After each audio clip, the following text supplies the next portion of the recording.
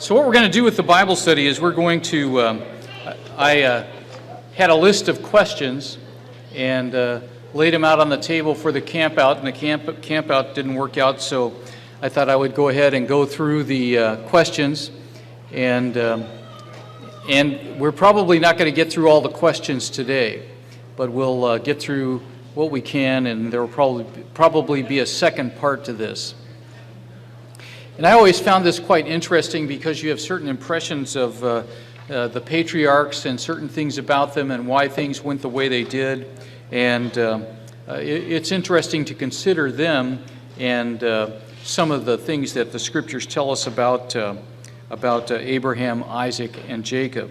That's who we call the patriarchs, because the period of time in which they lived was a patriarchal period, and they had certain approaches to the way things were done in their families. So the first question is this. Abraham reflected the social and legal customs of what part of the ancient world? Abraham reflected the social and legal customs of what part of the ancient world? Does anybody have an idea? The Middle East? That covers the whole area. Yeah, who said? Who? Babylon. Babylon? Okay. So you don't think it was yes? Northern Mesopotamia. Okay. All right. Iran. Okay, yes, Donna. The Chaldeans? Why would you say the Chaldeans or Babylonia or Upper Mesopotamia, why Northern Mesopotamia? Why would you say that? Because what? The Fertile Crescent. But what city was Abraham from? What? Ur of the, or the way I say it, Ur of the Chaldees. And so that's where he grew up. That's where he lived until God called him. Now, sometimes people think that he reflected the culture of Canaan, which he didn't. He reflected the place that he grew up, and that place was influential in the way that he conducted himself, in the way that he handled things. Let's go to Genesis chapter 11, verse 31.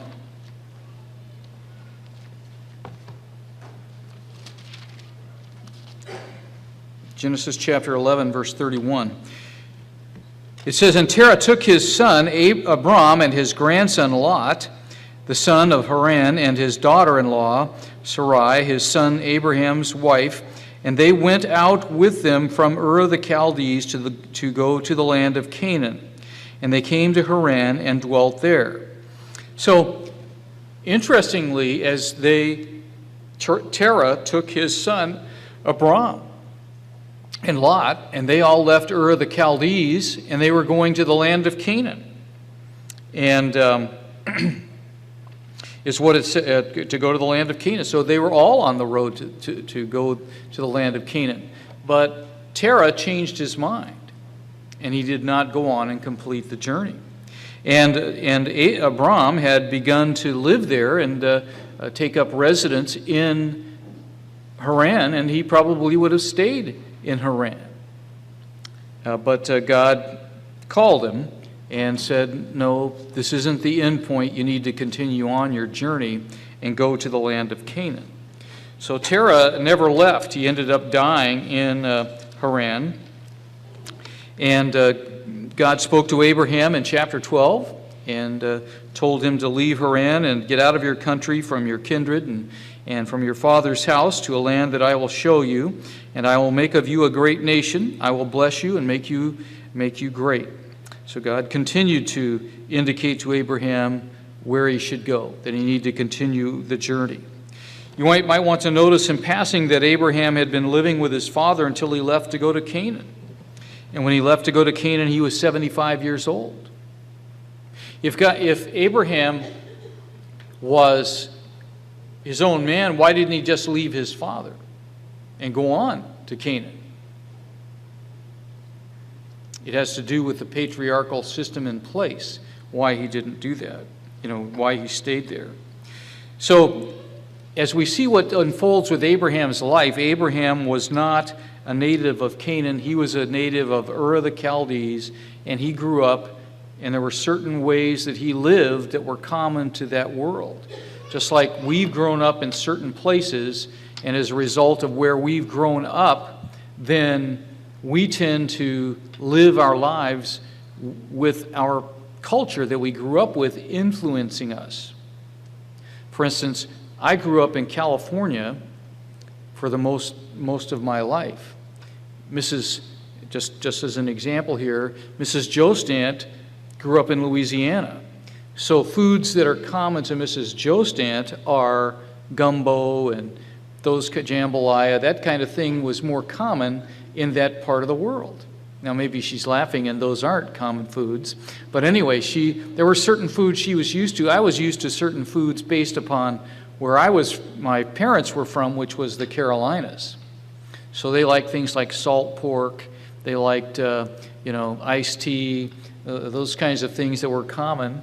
My wife was from Canada. She didn't know anything about iced tea. What are you talking about? Iced tea, hot tea, not iced tea. But she adjusted as we got married. And that's the way we tend to come from certain places, and there are certain things that are common.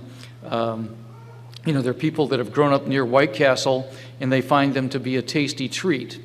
Other people that venture to a White Castle as they're older find them to be, wow, that's tough. So anyway, it's not quite as pleasant as somebody that maybe grew up on them. So Abraham was not a Canaanite. He came from another place, and he was a creature of another culture. And we are all creatures of our culture to a certain extent. We have to shed whatever culture we've come out of and adopt God's culture, because God's culture is universal, and whatever culture we were involved in the past that doesn't fit with God's culture, we have to get rid of that. So there are things that Abraham did, and the reason that he did them was because his culture was still influencing them, and we'll look at some of those. And one of the benefits of looking at this particular material is that people doubted whether the patriarchs were genuine. And they looked at the patriarchs and they saw what transpired in those chapters that deal with the patriarchs, and they doubted that this was authentic at all. In the 19th century, they saw that, came to see that the patriarchal portions of the Bible were not accurate at all. It was just someone's fantasy. And but as time has gone on, they felt that these things were written probably in the 10th century, in the 900s BC at the earliest, and people transferred their particular way of doing things back on these people that lived in the patriarchal period. Well, what's happened is they've gone through and looked at what took place here. They found evidence that these people actually existed, and what they did fit with the time. It fit with the time. And, the customs that we see in practice here were not from the 10th century, but they were common to the time around the 1800 BC. So let's look at some of these things here. They've looked at things more accurately and seen that really those things that we find them practicing in Abraham's time were actually the way things were. So scholars have changed their minds about some of the controversies of the 19th century. So the first question we're going to answer, is the second question on your list, is this: why did Abraham and Sarah agree to have a child by Hagar? Now, living in 20th century America or 21st century America, we would see that as, are you kidding? Now, maybe with how liberal things are today, that might not be such a surprise. But people for generations would have seen, why would they do something that outrageous? Let's go to Genesis chapter 16, and we'll look at verses 1 and 2. Genesis 16, verses 1 and 2. It says, Now Sarai, Abram's wife, had borne him no children, and she had an Egyptian maidservant whose name was Hagar. So as you look at this woman has not been able to have children. And for women living at that time, that was a very serious issue. I think for women living today, it's still a serious issue, maybe with not the same pressure, but you see the woman in a movie stomping her feet saying that her biological clock is running. And that sometimes is an issue with different people. I'm getting old and my chances of having children is diminishing. I need to get married and get on with this. But Sarai did not have a child and was barren. So why did Sarah give Hagar to Abraham? Why did she do that? And why do you think Sarah gave her handmaid to Abraham? What was the mindset? Yes. So that Abraham would have an heir. Okay, but was this something that Abraham was? I mean, Abraham was worried about it, as we'll see, but who made the decision here? No, Sarah made the decision. Sarah made the decision to give her handmaid to Abraham. So she was the one that initiated this and pursued this solution. Abraham, of course, went along with that. It's not that Abraham could have a child. That's not the reason that this was done. Sarah was not, yes? Sarah's maid was hers, like her property. And so if she had a child, I mean, in that culture, that child became Sarah's normally. But in this situation, it didn't appear to turn out that way, because the child always stayed with Hagar. So I don't understand either how that happened, because it didn't go the way they were supposed to. There's kind of a lack of faith too for both of them, because they didn't trust that God was going to work it out. Sure, it's a lack of faith. But, basically Sarah is not telling Abraham to take her slave so that he might have a child by her. She's telling Abraham to take her maid, and perhaps by having sexual relations, she would have a child by Hagar. That's the point. It's going to be she has not been able to bear a child, and then she would have a child by Hagar. So why, and we might ask, why does she put it this way? You go back to Genesis chapter 30. Keep your finger there in Genesis 16, but we see this similar statement. Genesis chapter 30. Rachel finds herself in the same situation. Leah is bearing children to Jacob. Genesis chapter 30 and verse 3. It says, "So she said, 'Here is my maid Bilhah. Go into her, and she will bear a child on my knees, that I also may have children by her.'" So she gives her maid Bilhah to Jacob. And by looking at this particular verse, we can better understand what was taking place with Abraham and Sarah. And if you go back and you look at some things about archaeology, you can find a figure that's been molded, and it's a woman, and she's there waiting for a child to be born. And that's a portrayal of what's unfolding here. The midwife crouched down in front of the woman to help deliver the child. And there's also a woman behind the midwife. And it was not unusual, since the person behind would give comfort and support. But we've learned through evidence, archaeological and documentary evidence from that time, that when a woman was barren and she gave a surrogate to her husband, that the barren woman would be the one supporting the woman who is bearing the child. So she was involved in the process. So literally, the child is, so to speak, born on the one barren mistress's knees. That child would be, in essence, born on her knees. That's why it speaks of that in Genesis chapter 30. That I also may have a child by her, a child on my knees. So that's an allusion to what was taking place in that time. So this was a common practice in Abraham's time, and this is what Sarah was referring to when she said that I may obtain children by her. Sarah would be regarded by the culture as the real mother. So they were, as I said, they were captives of their particular culture. And this is what was commonly done in the culture of Ur of the Chaldees, and this is what played out in their lives. That's what they decided to do. This is the solution to the problem. We will do it. And they came up with their own solution to it. So in this culture, we know something else about this practice, and that is, it might appear that Sarah was expressing tremendous love for her husband, especially when she realized how badly Abraham wanted a son and heir. She was willing to do something that might have been personally obnoxious, to have another woman bear a child for her husband. Yet she swallowed her discomfort because she loved her husband so much. That might be one way of looking at it, but that's not the case at all.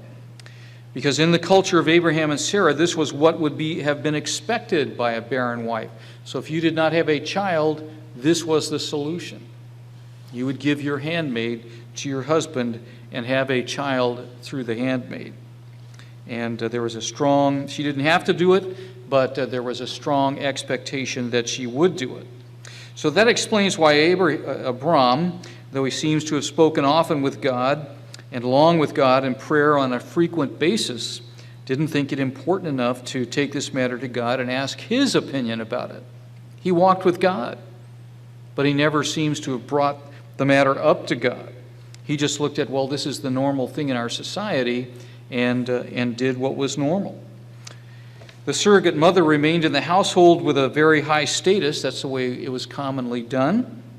And this is probably the reason why the text says it bothered Abraham, not just because of his son, but because of the bondwoman. He knew what his social obligations were, and he knew that Sarah had asked of him something that was not, that as this goes on, you see that there's all this conflict there. And go back to Genesis 16, verse 5. She makes a request of him that would have been very difficult. Verse 5. Then Sarai said to Abram, my wrong be upon you. I gave my maid into your embrace, and when she saw that she had conceived, I became despised in her eyes. The Lord judge between you and me. So now we wouldn't be surprised by this.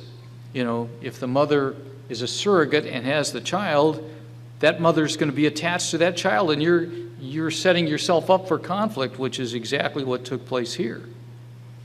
And because I'm not sure every woman who has a child, a surrogate child, is just going to say, yeah, go ahead and take the child and I'll bow out. I'd say that's hard to do, because probably she was the nursing mother. So who's going to be drawn close to the child? And if you carry a child 9 months in your womb, you're just going to give that child up? Most people aren't. They're attached to that baby and going to be attached to that baby. And unfortunately, the circumstance was that, Hagar says, I've had a baby, you haven't, loser, and you've got this conflict going. And there was disrespect based from Hagar and also from Ishmael later on with Isaac. So there were problems.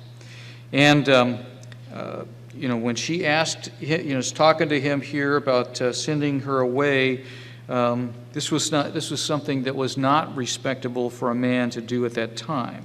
And he was upset by the treatment that Sarah got from Hagar, upset by the treatment that Isaac got from Ishmael, and she was bound and determined this lady had to go because of the conflict, and wanted her husband to do something about it. And Abraham knew this wasn't right. And you know what he probably would have done if it would have been his decision alone? He wouldn't have sent Hagar away with the child.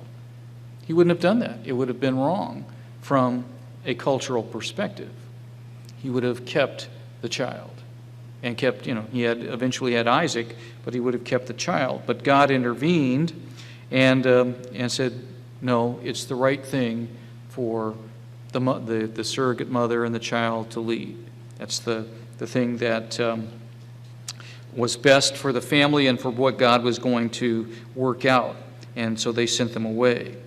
According to that society, if Sarah had never borne a child, then Ishmael was the sole heir to everything. But once Sarah bears a child, Ishmael is not disinherited. The custom was he had to share equally with Isaac. And the custom was strictly controlled. It wasn't just a matter of lust being satisfied. If a woman chose to use this route, then the woman and her child had rights and status that could not be just cast aside casually.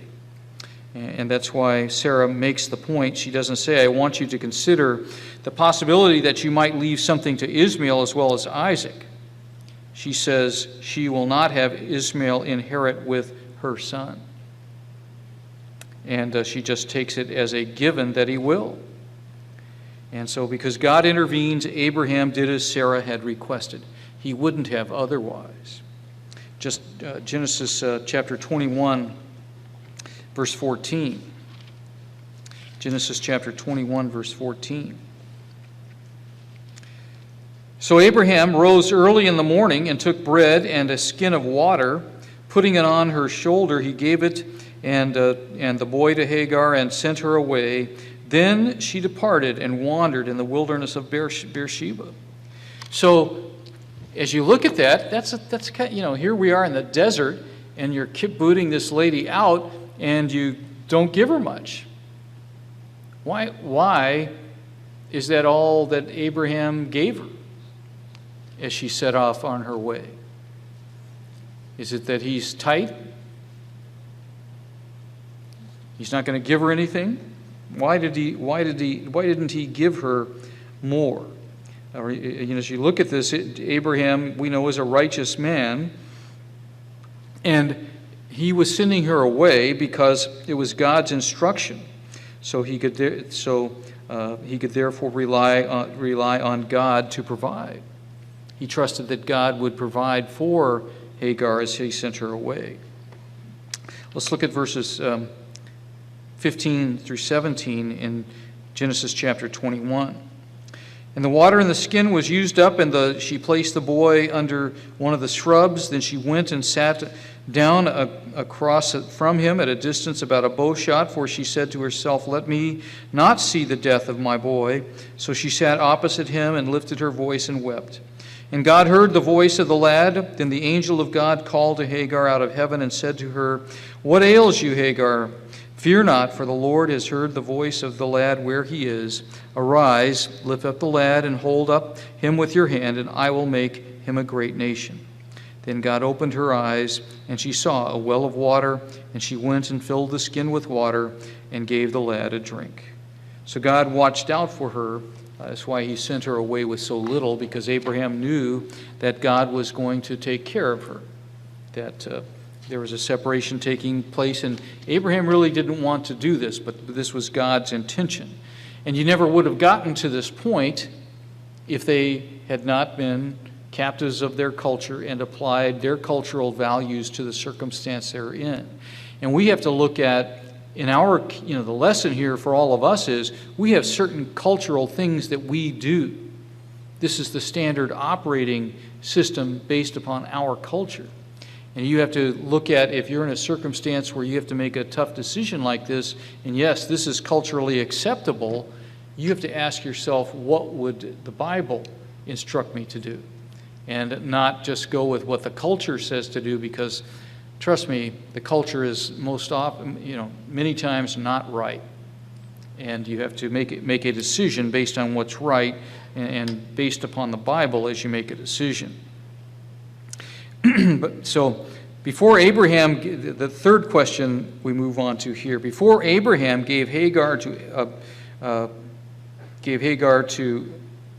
before Sarah gave Hagar to Abraham, who would have inherited all of Abraham's property if he had no heir? You answered. Anybody else want to take a shot at that? Okay. Steve? Eliezer, right. Eliezer would have been the one who had inherited everything.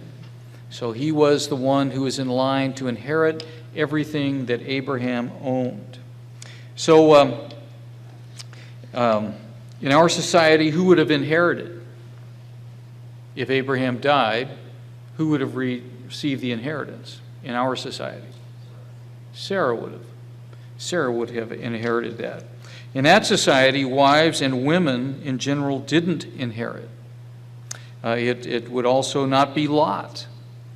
Even though Lot is a relative, he was more distant than Eliezer in the way that inheritances were distributed. So the closest kin to Abraham in Canaan is his slave Eliezer.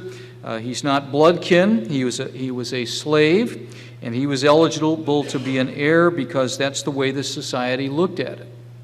That's how they sorted this out.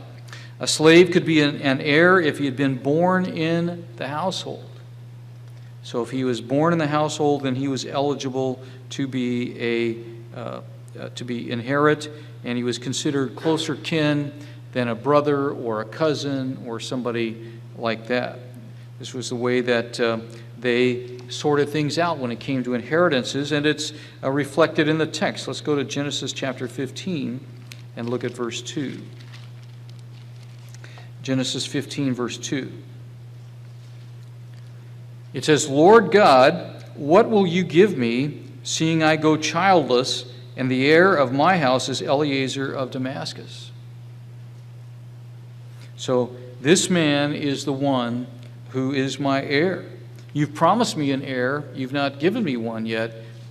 Nobody's been born in my household that will be my heir. Verse 3, then Abraham said, look, you have given me no offspring. Indeed, this one born in my house is my heir. So he was born in Abraham's house, and therefore he was eligible to be Abraham's heir.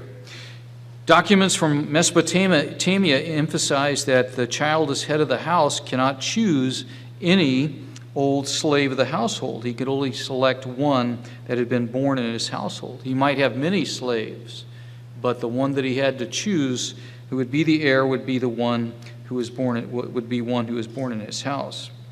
More than just wealth that gets passed on to the heir, also is passed on responsibility.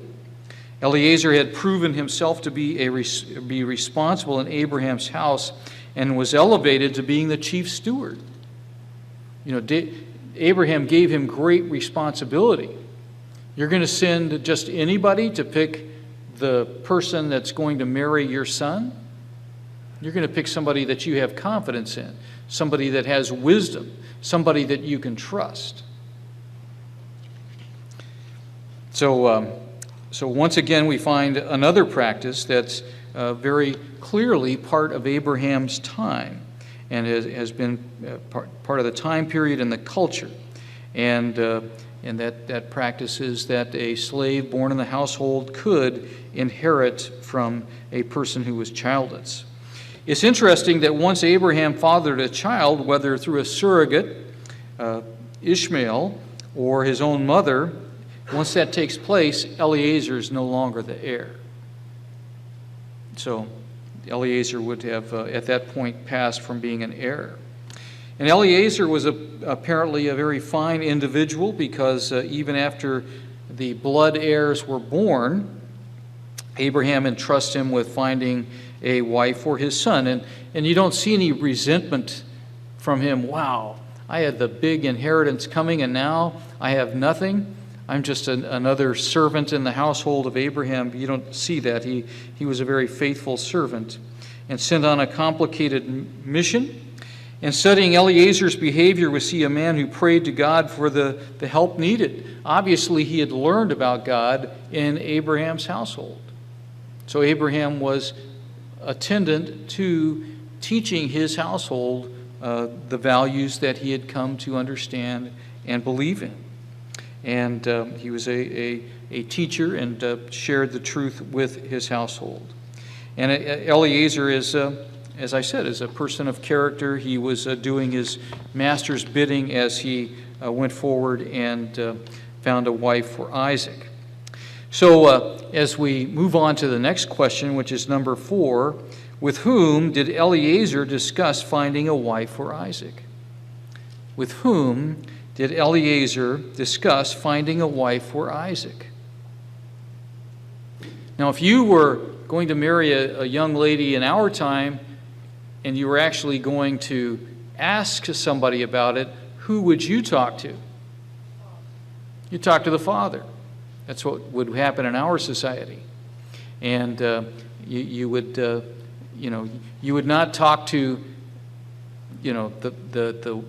the girl that you're pursuing. You would not talk to any other member of her family. The father's the one who's going to give the approval of this or not. But that's our culture and our way of doing things. It wasn't the way things were done back in Abraham's time. Let's go to Genesis chapter 24. Genesis chapter 24. And here we see Eliezer going to find a bride for Isaac. Genesis chapter 24 and verse 24. So she said to him, I am the daughter. So here's Eliezer. He gets to the area of Haran, the area where Abraham had dwelt before, and their family was still residing. And he comes up there, and he's sitting there, and he's asking God that he would mercifully help him to find a suitable wife for Isaac. And so in verse 24 it says, so she said to him, I am the daughter of Bethuel, Milcah's son, whom she bore to Nahor. So that's an important statement. Moreover, she said, we have both straw and feed enough and room to lodge. Then the man bowed down his head and worshipped the Lord. He said, blessed be the Lord God of my master Abraham, who has not forsaken his mercy and his truth toward my master. As for me, being on the way, the Lord led me to the house of my master's brethren. So God was very much involved here. He recognized this because he shows up in the area, and there he is. He meets one of the daughters of the family. And he goes to God and thanks him for it. So obviously, he was acquainted with God and knew God and worshiped the true God. Verse 28. So the young woman ran and told her mother's household these things. Now Rebekah had a brother whose name was Laban, and Laban ran out to the man by the well. So it came to pass when he saw the nose ring and the bracelets on his sister's wrist, and when he heard the words of his sister Rebekah saying, thus the man spoke to me, that he went to the man, and there he stood by the camels at the well. Then the man came to the house, and he unloaded the camels and provided straw and feed for the camels and water to wash his feet and the feet of the men who were with him. So who does Eliezer discuss the proposition with? Laban? So that would be unusual for us. Most of us did not ask our wife's brother if we could marry her. We asked the dad. That's the standard procedure in our society. Genesis 24, verse 50. Genesis 24, verse 50. It says, then Laban and Bethuel answered and said, the thing comes from the Lord. We cannot speak to you either good or bad. So it says Laban and Bethuel answered, and it seems like there's a certain incongruity here. Who is the father of the house? It's Bethuel. And Laban is his son, Rebekah's brother, and yet Scripture gives precedence to Laban. And look at in verse 50, who's mentioned first? Who's mentioned first in verse 50?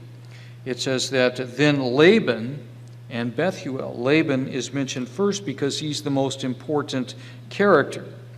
And something interesting here, if they agreed to the match that Rebekah is going to marry Isaac, did Rebekah have any say-so in the matter?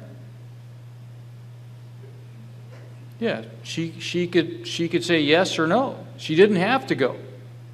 So she had a choice whether she would go or not. I know all of the young ladies would gladly go with this group of people that have come from hundreds of miles away and said, my master's son would like to marry you, and you would all say, absolutely, put me on the camel and let's go. You've never seen this guy, you don't know anything about him, would you do it? I'd say that would be an act of faith, you know. So, but Rebekah was willing to do it. She proves willing to go. Let's go down to verse 53. Verse 53. Then the servant brought out jewelry of silver, jewelry of gold, and clothing, and gave to Rebekah. He also gave precious things to her brother and to her mother. So, Bethuel, what did he get? Nothing. Okay, he got nothing out of this deal, except he had one less daughter to support. But anyway, he didn't get anything out of it. The gifts are given to Rebekah and to her mother and to Rebekah's brother, because he is the one who is negotiating the marriage contract with Eliezer. So the brother is the one who worked all of this out. And so scholars looked at this, and they couldn't figure this out for a long time. It just didn't seem right to them based upon what they knew. But the social customs of Upper Mesopotamia, the area from which Abraham came, dictated that it was the brother's responsibility to negotiate the marriage of the sister. He was the active party. He cast the deciding vote. He's the important person in the situation, not the father. So, and this was the way it was in Abraham's time here, about 1800 BC. But as you go forward in Israel, this is very different from Israelite practice and the laws and judgments that God established. You know, as we look at the laws that were given in the books of Moses, it's the father who makes these decisions, not the brother. But back in the patriarchal period, we see a different practice was followed. And once again, the Bible is describing something authentic for that earlier age. And it's not later practices thrown backward, because those practices in Israel were different. And we're going to see in a number of places that certain things are openly admitted about the patriarchs would have been illegal in Israel by God's own legislation. So those later practices could never have been written back into the lives of the patriarchs artificially. So the practices we see there brought out in the scriptures are authentic. That's the way it was back at that time. And Moses, as he wrote the book of Genesis, is reflecting that. Now, let's look at, as we've looked at these various things, let's address some questions that come up after Jacob comes to Laban's household. So this is an interesting situation. And we'll just note these things and then we'll answer them, because they tell us various things about what's taking place. In Genesis chapter 29, verse 14, Laban says that Jacob is bone of my flesh. Why is that important? Why might Laban refer to Jacob that way? Another question that we have to ask is this: why doesn't Jacob establish his own household? Why didn't he establish his own household? Isn't that what everybody did at the time? The next point is, in discussing returning to Canaan with his wives, the question is asked in Genesis 31:14, is there still any inheritance? What inheritance was he supposed to get? What inheritance was a possibility that he had some idea that he might receive? In Genesis 30, the next point, in Genesis 30, verse 25, Rachel bears Joseph, and Jacob And then Jacob asked Laban for permission to return to his own country. He couldn't just get up and leave. Why couldn't he just get up and leave? Genesis chapter 30, verse 26. Jacob says, "Give me my wives and my children for whom I have served you." Weren't they his? Since he had earned them, he had put in his time. Remember, he had to do 7 years for Leah, or he did 7 years for Rachel, or so he thought, then found out it was Leah he was working for, and he had to do 7 more years for Rachel. Weren't they his once he had put in the time?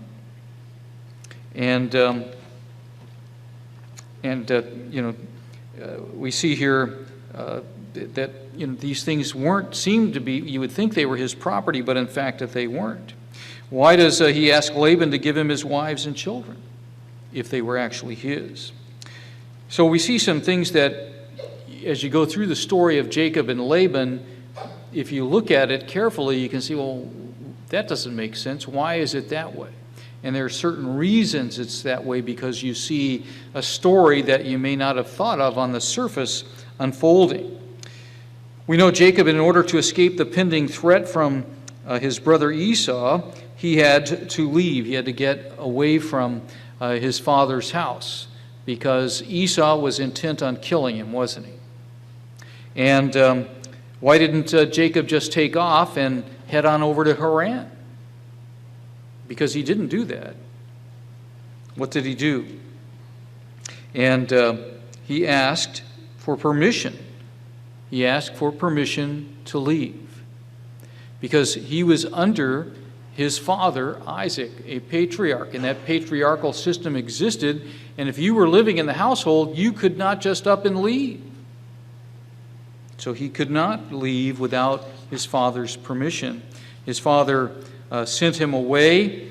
He had asked for permission, and Isaac gave him permission to go. Because I think Isaac and Rebekah saw that if he remains here, there's going to be tension, and we may have a murder on our hands, because Esau is very unhappy, and if he stays around, probably he's going to take action on that anger. So he went to his father, he made a proposal and asked his father for consent and blessing, and Isaac blessed him and sent him away. So he was able to leave. And so he goes away from Isaac and Rebekah, and he goes back to Haran, up to the area where Laban lives, and Laban is his mother's brother, his uncle. And let's go to Genesis chapter 29, verse 14. And look at one of these scriptures. Genesis chapter 29, verse 14. And Laban said to him, "Surely you are my bone and my flesh." And he stayed with him for a month. So, he said this for a particular reason, as we'll see. You are bone, and you are my bone and my flesh. And that might, it's something that he said to him because he was a relative. He was his nephew, the son of Laban's sister. But that's what he says to him right away. Is there a reason why he would say that? Is there a reason why he might say that? So as we see the story unfold, Jacob proposes to serve Laban for 7 years. Okay, I'll serve you for 7 years in order to marry Rachel. So, it is interesting how this works out. Jacob had deceived his father, and so when he goes back to the area where his mother's brother lives, he runs into an even more effective deceiver than he was. So it's quite interesting how God works things out. You deceived your father. Well, let's see how you like it when it turns out you're the one suffering that. So anyway, he worked for Rachel. It ends up that he's with Leah, and then he has to serve 7 more years to be able to marry Rachel. But it's interesting, he stayed with Laban a long time. They think he may have stayed with him 40 years. He stayed with him a long time. But it's interesting, he stays with him all that time, but he never establishes his own household. He never establishes his own household. He always lives with Laban. He always lives with Laban. If a man is living with his father, he doesn't set up his own household in this patriarchal time period. But Laban wasn't his father. Why didn't he set up his own household? Later in Israel, a man would set up his own household, and he continues to live with his father in this period if they are both in the same area. And Laban is in charge, and Jacob continues to live with him for 40 years after marrying his daughters, and he does not set up his own household. When he marries Leah, Laban gives to Jacob not a maid, which would be understandable, one of his own personal serving maids. He does the same thing when Rachel is married to Jacob. Then we come down to the time when Jacob is told to go back to Canaan. Jacob explains what he is going to do to his wives, and they agree that Laban has not been very generous with Jacob. In fact, Laban has deceived him repeatedly, and the wives see no reason why they should stay. They have no reason to stay there. So they're not all that favored by their father. Let's go to Genesis 31, verse 14. So they're having this discussion about whether they should stay or they should go. Genesis chapter 31, verse 24. Or verse 14, not 24. Chapter 31, verse 14. Then Rachel and Leah answered and said to him, "Is there still any portion or inheritance for us in our father's house?" Why would they expect a portion or an inheritance in Laban's house? Was there ever a time when they would inherit? Was there a time when they would inherit? If so, why? Wives and daughters, they didn't inherit. And Jacob, he's not a son. Why would he inherit? He was not a slave born in Laban's household, so there's no reason why he would inherit. But it's interesting to see what they said here about the inheritance. Let's go to chapter 30, verse 25. And it came to pass when Rachel had borne Joseph that Jacob said to Laban, "Send me away that I may go to my own place, to my own country." He was relying upon Laban to send him away, to allow him to be able to leave. He couldn't just get up and go on his own. Why does he have to ask for permission to leave? Verse 26, it says there, "Give me my wives and my children for whom I have served you, and let me go, for you know my service which I have done for you." So if he worked for them, aren't they his? So probably if we're going through this, you don't really stop and think about it. Why is it stated this way? Let's go to chapter 29 and look at verse 19. Chapter 29, verse 19.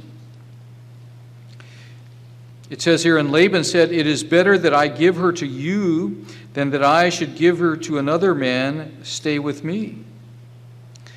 So the question is it simply because there's a virtue in marrying your daughter to a near relative, or is there something more behind Laban's words?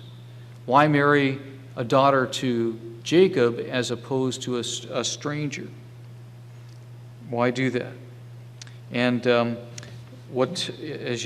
we come to the fact of who was doing the negotiating over the marriage of Rachel, what relationship does Laban have to Rachel? Well, he is her father, and in this period, who carries out the negotiation for marriage?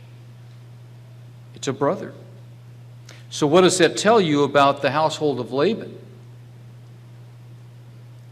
He has these two daughters, Rachel and Leah. Is there a brother? If there was a brother, he would be doing the negotiating, but he's not in the picture, as we saw earlier with Eliezer and Laban. Chapter 31, verse 2. Chapter 31, verse 2 is interesting. And Jacob saw the countenance of Laban, and indeed it was not favorable toward him as before. So at one time, Laban was favorable to him, but at this point, Laban's no longer favorable. Why not? What changed? What changed to where Laban would no longer favor Jacob? And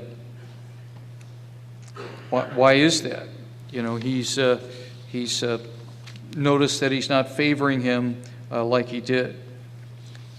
Now, so his countenance wasn't favorable toward him, and there has to be something behind these words. Finally, Jacob does leave, and he gets the support of his wives, and so they decide to leave. But how does he leave? He's not gotten permission from Laban. He just leaves because Laban's not going to give him permission. He's the patriarch. He's got a good deal with Jacob. Why is he going to let him leave? Even though conditions are unfavorable for Jacob, and finally they say, look, the only way we are ever going to get out of this is to pick up and leave. And so they begin their journey, leaving Laban behind. And so he stole away, and it was unknown to Laban. And so then he follows him, and God steps in and tells Laban, look, this is something that I am endorsing. So watch yourself here. Because I think Laban was intent upon taking out vengeance on Jacob, but God stops him and says, no, you're not going to do that. You're not going to do that. So Jacob just gets up, takes up and leaves and heads off, and Laban catches up with him, and they come to an agreement. Let's go to chapter 31, verse 30. Chapter 31, verse 30. And now you have surely gone because you greatly long for your father's house, but why did you steal my gods? Then Jacob answered and said to Laban, because I was afraid, for I said, perhaps you would take your daughters from me by force. With whomever you find your gods, do not let him live in the presence of our brethren. Identify what I have of yours and take it with you. For Jacob did not know that Rachel had stolen his gods. So Laban makes other claims, and he makes these claims about things that had been stolen from him. Verse 43. It says, and Laban answered and said to Jacob, these daughters are my daughters, and these children are my children, and this flock is my flock, and all that you see is mine, but what can I do this day to these my daughters or to their children whom they have borne? So, he points out, this is all mine. Everything here is mine, legally mine. The daughters, the children, the animals, everything that they had, all the wealth of Jacob was his. That's the way it was in the patriarchal household. And so he said, it's all mine, and how dare you take my property away? And the reason is because he was the patriarch of the household. And so he goes ahead and he enters into a covenant with Jacob here, and then Jacob is able to move on. So what's taking place here that we see unfolding here that we may not see on the surface? So does anybody know what answers all the questions? We've seen these various issues. What answers all the issues? We have Leah, we have Rachel. Why does Laban act in the way that he does and in the way that he deals with Jacob? Yes? He was what? What? Well, custom of the people. It was a custom in a sense, yes, but what custom? Yes. Kind of like he adopted him into his family and took over where his father, because his father had sent him there. Kind of like he took over as the father's role. He did in a sense, but notice that when Jacob comes, you have Leah and you have Rachel, but you don't have a brother. There is no brother. Well, what are they talking about? Who are they talking about in Genesis 31:1 when it says Laban's son? That's later.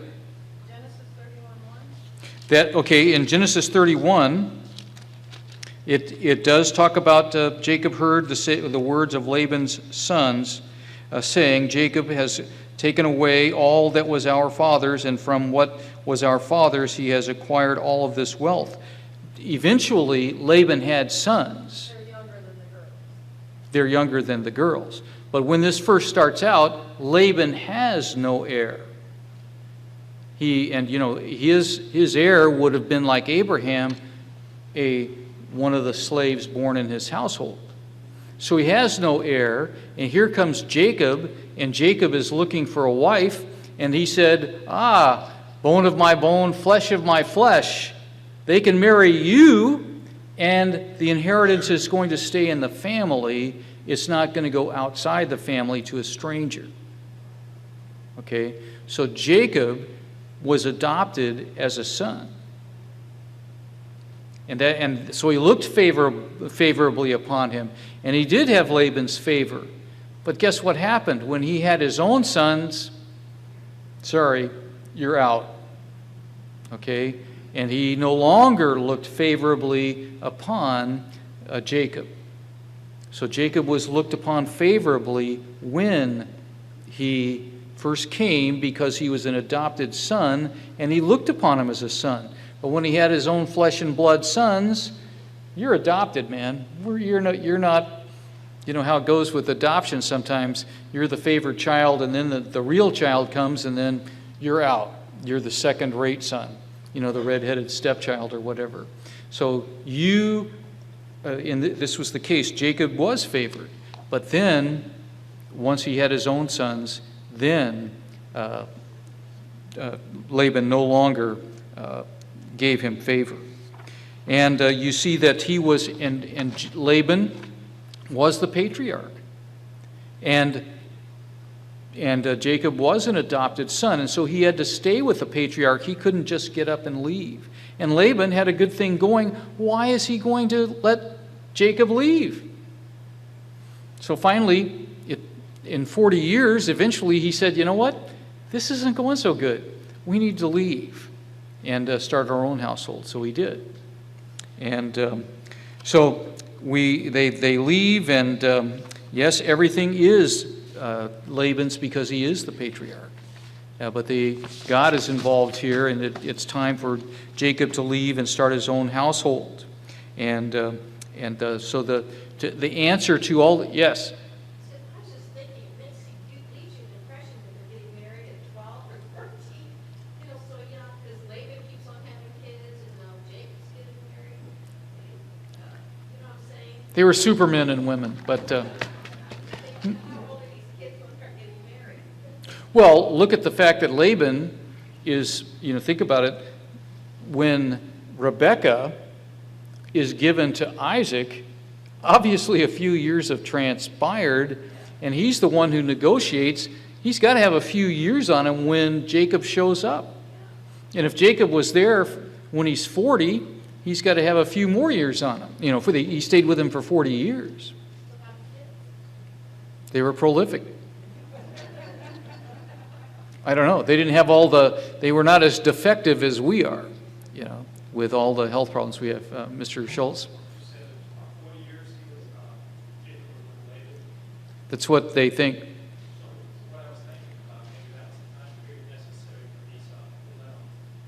The time necessary for what? It might have been. You never know. If you'd gone back too early, you would have killed him. Yes?